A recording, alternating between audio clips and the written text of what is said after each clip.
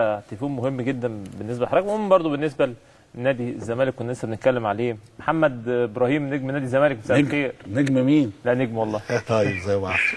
ازيك يا كابتن حضرتك؟ اخبارك يا محمد؟ كله تمام؟ الحمد لله تمام الحمد لله. ازيك يا كابتن؟ الحمد لله تمام. قطع يا كابتن ضياء. ماشي يا انا كابتن. لسه كنت بكلمه قبل ما ادخل.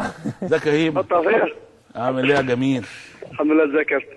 بص، اختلفنا في حته انا والكابتن ضياء. ممكن طبعا يكون الكابتن ضياء كالمعتاد هو الصح.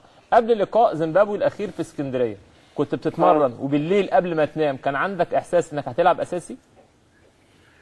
والله يعني مش قوي، يعني مثلا واحد مش نسبه كبيره اللي انا هلعب ونسبه صغيره اللي انا هقعد، بس الكابتن ده على طول يعني على طول بيتكلم معانا، بيدينا الاحساس اللي احنا في اي وقت هنلعب، اللي احنا ممكن نلعب في اي وقت، ممكن نبدا ممكن ننزل، فالاحساس ده موجود. فالواحد بيبقى مركز لو هيلعب بقى تركيز اللي هو هيبدا، مركز لو نزل ماتش اللي هو يعمل اللي يغير نتيجه الماتش. يعني الواحد بيبقى مركز لو يكون موجود في الماتش، مش مطلع نفسه الماتش خالص يعني. محمد طمني عليك، يعني سمعت ان انت كان عندك الفتره اللي فاتت اصابه اعتقد في ظهرك وكنت بتشارك على فترات مع نادي الزمالك، هل خلاص يعني الحمد لله دلوقتي سليم بنسبه 100%؟ الحمد لله بقيت سليم بنسبه 100%، وان شاء الله هنبدا مع الفريق بكره ان شاء الله التدريب بتاعتنا، وان شاء الله نستعد كويس للمباراه الجايه ان شاء الله، اللي نعمل فيها نتيجه ايجابيه هناك ان شاء الله ونعدي بالدور ده لدور المجموعات باذن الله.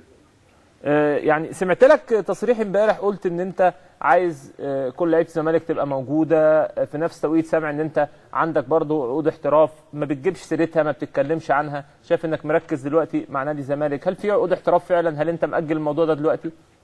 والله يا كابتن حتى لو في عقود احتراف انا مش هتكلم فيها، انا موجود مع النادي والنادي هو اللي لسه قدامي في سنتين في عقدي مع النادي، وعندنا ماتشات مهمه في النادي لازم نركز فيها، لازم نعمل حاجه كويسه للنادي، لازم اللي احنا نفضل ماشيين زي ما احنا بمكسب بيجيب مكسب بيجيب مكسب، عشان احنا لو ركزنا في حاجه زي ديت كل واحد هيركز في حاجه في الموضوع بتاعه والاحتراف او اللي يركز في تجديد والكلام ده، فده اكيد هيبعدنا عن مستوانا، كده هيخلي شكل الفريق مش كويس، فاحنا مركزين في الفريق يكون كويس. وانا عندي وكيل الاعمال بتاعي كابتن نادر هو شغال لي، كان في حاجه يتناقش فيها مع النادي لو وافق مفيش مشكله، النادي ما وافقش تحت امر النادي ومكمل مع النادي.